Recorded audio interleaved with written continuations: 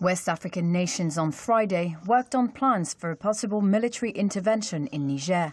The regional bloc also pledged to enforce sanctions, travel bans and asset freezes on the junta which ousted former President Mohamed Bazoum on July 26. After a summit of its heads of state, ECOWAS ordered the activation of a standby force for possible use against the junta. It said it had not given up hope of a peaceful resolution to the crisis, but that all options, including military action, were possible. Nigeria's President Bola Tinubu. And you will see from the communique of this extraordinary summit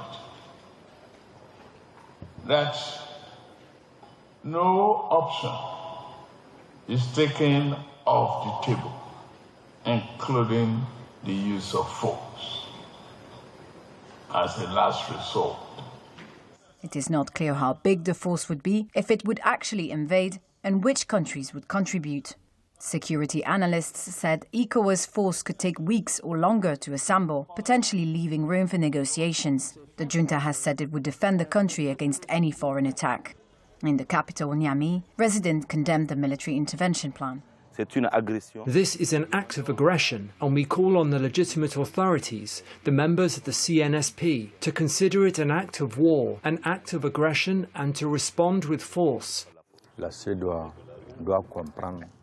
ECOWAS needs to understand what the people of the various member countries expect of it. What is expected of ECOWAS is to attack the causes of coup d'etat, not the consequences.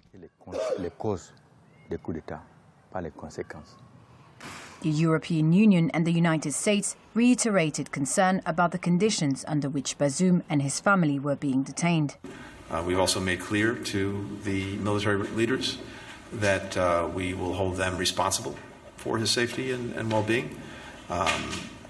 We talked at some length about the way forward in Niger, and we're both focused on the same thing, which is the restoration of the constitutional order. Until the coup, it was also aligned with the West after neighboring Mali, and others turned against former colonial power France in favor of closer ties with Russia.